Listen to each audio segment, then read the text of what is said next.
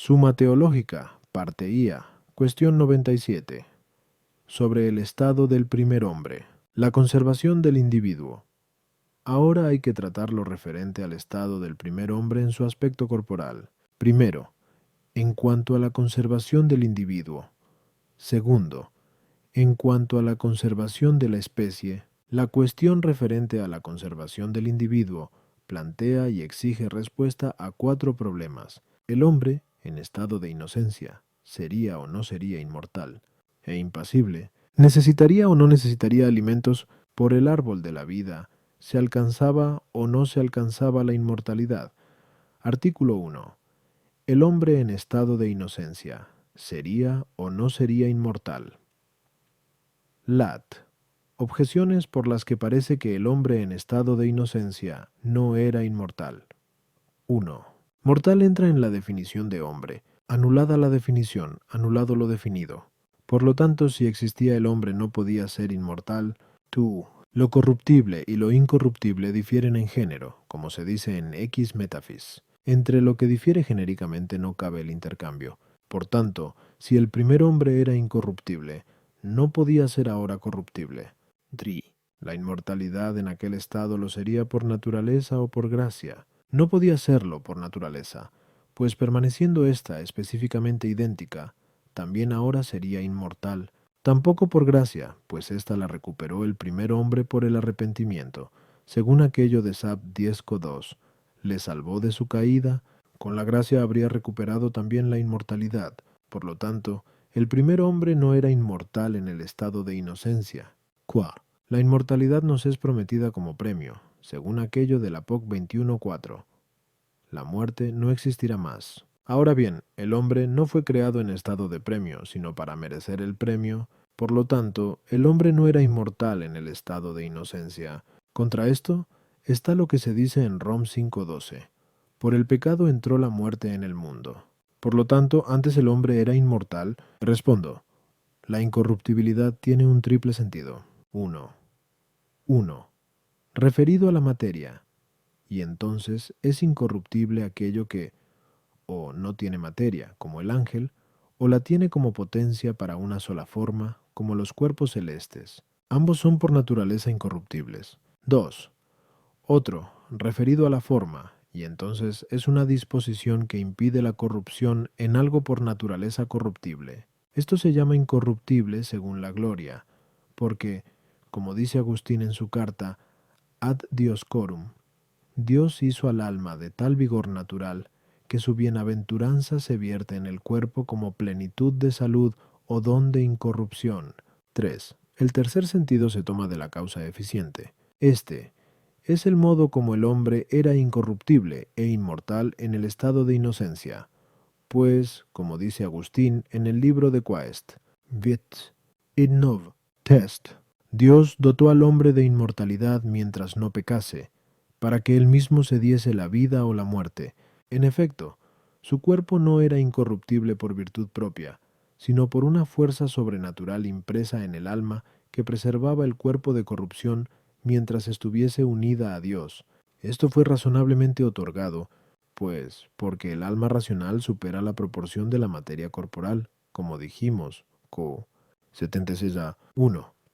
Era necesario que desde el principio le fuese dada una virtud por la que pudiese conservar el cuerpo por encima de la naturaleza material corporal. A las objeciones 1-2 son viables en cuanto a lo que es incorruptible e inmortal por naturaleza. 3. La virtud de preservar el cuerpo de corrupción no era natural al alma, sino un don de la gracia, aun cuando recuperara la gracia por la remisión de la culpa y para el merecimiento de la gloria. No así para el efecto de la inmortalidad. Esto se reservaba a Cristo, quien repararía sobreabundantemente los defectos de la naturaleza, como veremos más adelante. 3 Tielequesquium 14:4-1. 4. No es lo mismo la inmortalidad de la gloria prometida como premio, y la inmortalidad conferida al hombre en estado de inocencia. Artículo 2. El hombre en estado de inocencia, ¿fue o no fue pasible? Lat. Objeciones por las que parece que el hombre en estado de inocencia era pasible. 1. Sentir es un cierto recibir. El hombre en el estado de inocencia era sensible. Por lo tanto, también era pasible. 2. El sueño es un cierto recibir, pero en el estado de inocencia el hombre dormía, como se dice en Gen 2:21. Dios infundió en Adán un profundo sueño, por lo tanto era pasible. Thirds. En el mismo texto se añade, cogió una de sus costillas, por lo tanto, al menos en lo extirpado, fue pasible. 4.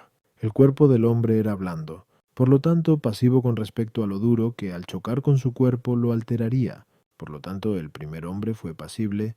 Contra esto está el hecho de que, de ser pasible, sería también corruptible, ya que la pasión excesivamente intensa destruye la sustancia. Respondo, la pasión se toma en un doble sentido. 1. Uno propio. Cuando algo es sacado de su disposición natural, la pasión es efecto de una acción, y los seres naturales contrarios actúan y son actuados recíprocamente, pues unos sacan a los otros de su disposición natural. 2. Otro más corriente. Así, pasión es cualquier mutación, incluso la que perfecciona la naturaleza. En este sentido, sentir y entender son un cierto padecer. En este segundo sentido, el hombre, en el primer estado, era pasible en su alma y en su cuerpo, mientras que en el primer sentido de pasión, era impasible en el alma y en cuerpo, como también era inmortal, por lo cual hubiera podido librarse de toda pasión, incluso de la muerte, si se hubiera mantenido sin pecado. A las objeciones 1-2 está incluida en lo dicho, pues el sentir y el dormir no cambian una disposición natural del hombre, sino que se ordenan al bien de la naturaleza. 3. La costilla de Adán, como dijimos anteriormente, Q 3-2, le fue dada como principio del género humano. Al igual que el semen lo tiene el hombre por ser principio generativo, y así como la pérdida del semen no es una alteración que destruya una disposición natural, así tampoco la separación de aquella costilla fue, en parte la propia razón, dictando que es perjudicial, y en parte la divina providencia, que lo defendía de todo lo imprevisto que le pudiera sobrevenir, preservaban al cuerpo del hombre en el estado de inocencia de toda lesión que le pudiera producir algo duro. Artículo 3. El hombre en estado de inocencia, ¿necesitaba o no necesitaba alimentos? Lat. Objeciones por las que parece que el hombre en estado de inocencia no necesitaba alimentos. 1. El alimento se necesita para reparar lo perdido, pero al parecer en el cuerpo de Adán no había desgaste, pues era incorruptible, por lo tanto no necesitaba alimentos. 2. La comida es necesaria para nutrirse, pero la nutrición implica alteración, por lo tanto, como el cuerpo del hombre era impasible, no parece que tuviese necesidad de alimento. 3. Se dice que el alimento nos es necesario para la conservación de la vida, pero a Adán le bastaba no pecar para conservar la vida, por lo tanto no necesitaba alimentos. Psar. Alimentarse conlleva la evacuación de residuos, cosa incompatible con la dignidad de aquel primer estado. Por lo tanto, el hombre en el primer estado no se alimentaba. Contra esto está lo que se dice en Gen 2:16. Puedes comer de todo árbol del paraíso. Respondo. El hombre en el estado de inocencia tenía vida vegetativa, que requeriría alimentos. Sin embargo, después de la resurrección su vida será espiritual y no los necesitará. Para demostrarlo, hay que tener presente que el alma racional es alma y espíritu. Se dice que es alma por lo que tiene de común con la de los animales, dar vida al cuerpo.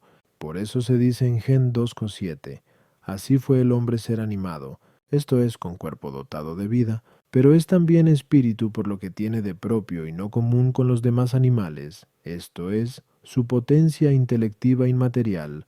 Así, pues, en el primer estado, el alma racional comunicaba al cuerpo lo que le era común.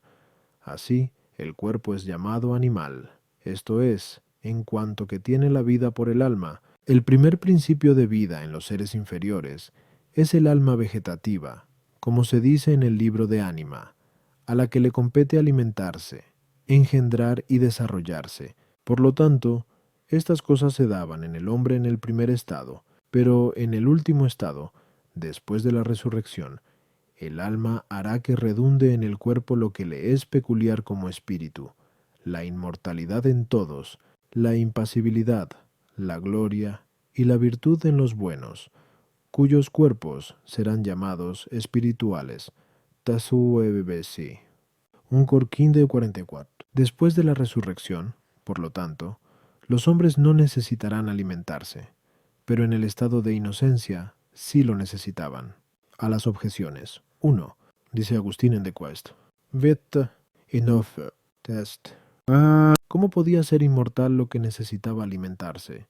Pues lo inmortal no come ni bebe. Ya dijimos a 1. Que la inmortalidad del primer hombre en aquel primer estado estaba sobreañadida como fuerza sobrenatural, y no como disposición inherente al cuerpo. Así, el calor podría consumir parte de la humedad de aquel cuerpo, y para que no se consumiera totalmente, era necesario suplirla alimentándose.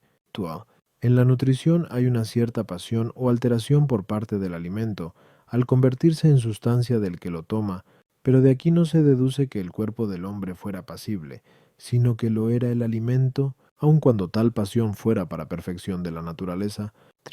Si el hombre no se alimentara, pecaría, como pecó tomando el alimento prohibido, pues en un mismo mandato recibió la orden de alimentarse de todo árbol del paraíso, y de abstenerse del de la ciencia del bien y del mal.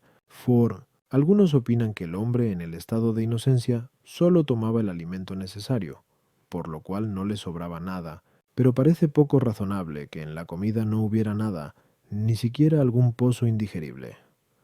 Era necesario echar los residuos, pero incluso esto estaba divinamente dispuesto, de forma que no resultaba indecente.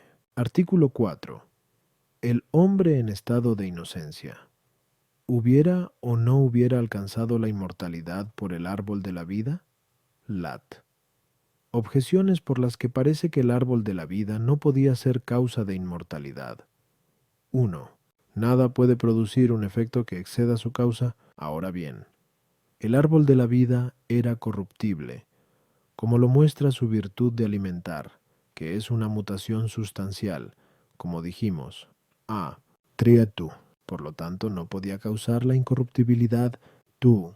Los efectos causados por las potencias vegetativas o de cualquier otro ser natural son naturales. Por lo tanto, si el árbol de la vida causase la inmortalidad, ésta sería natural. 3. Esto renueva las antiguas fábulas, ridiculizadas por el filósofo en tercera Metafis, y que atribuían la inmortalidad de los dioses a que comían cierto alimento. Contra esto está lo que se dice en Gen 3:22. No vaya ahora a poner su mano en el árbol de la vida y comiendo de él viva para siempre. Más aún, Agustín, en Quaest, Viet Inov Test, dice, el comer del árbol de la vida apartaba la corrupción del cuerpo. Incluso después del pecado hubiera podido ser incorruptible, si se le hubiera permitido volver a comer de él. Respondo, el árbol de la vida causaba tan solo la inmortalidad en una cierta manera, no absolutamente. Para demostrarlo, hay que tener presente que el hombre tenía dos remedios contra los dos siguientes defectos. El primero, la pérdida de humedad por efecto del calor natural, instrumento del alma. Esto lo remediaba el hombre comiendo de los otros árboles del paraíso, del mismo modo que ahora nosotros nos alimentamos comiendo. El segundo se debe a que, como dice el filósofo en Nide Generat, cuando se añade algo extraño a una cosa húmeda, ésta pierde parte de su virtud activa. Ejemplo, el agua añadida al vino toma el sabor de éste.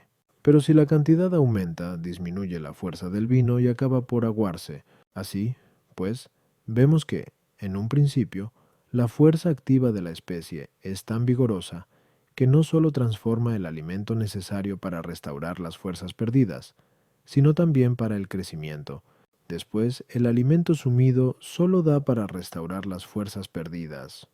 Finalmente, en la vejez, ni siquiera para esto, llegando así la decrepitud y la disolución natural del cuerpo. Contra este defecto se fortalecía el hombre con el árbol de la vida, que robustecía el vigor de la especie contra el desgaste originado por mezcla de cosas extrañas. Por eso Agustín en 14 de Sif Dei dice, tenía a mano la comida para que no tuviese hambre. la bebida para que no tuviese sed, y el árbol de la vida para que no le aniquilara la vejez. Y en el libro de Quest, wird Inof Test, dice, el árbol de la vida infundía la incorrupción a los hombres como una medicina, pero esta inmortalidad no era absoluta, pues la virtud que redundaba del alma en el cuerpo no provenía del árbol de la vida, ni éste podía dar al cuerpo una inmortalidad perpetua. La virtud de cualquier cuerpo es finita. Por eso, la virtud del árbol de la vida no podía hacer durar al cuerpo infinitamente en el tiempo, sino sólo determinado tiempo. Es evidente que, cuanto mayor es la virtud de algo, más perdurable es su efecto. Por lo tanto, si la virtud del árbol de la vida era finita, su gusto preservaba de la corrupción por un cierto tiempo. Acabado este tiempo, o el hombre hubiera sido trasladado a una vida espiritual, o de nuevo hubiese necesitado comer del árbol de la vida, a las objeciones está incluida en lo dicho, pues de las primeras objeciones se concluye que no causaba la absoluta incorruptibilidad, y de las otras, que la causaba impidiendo la corrupción del modo como acabamos de explicar.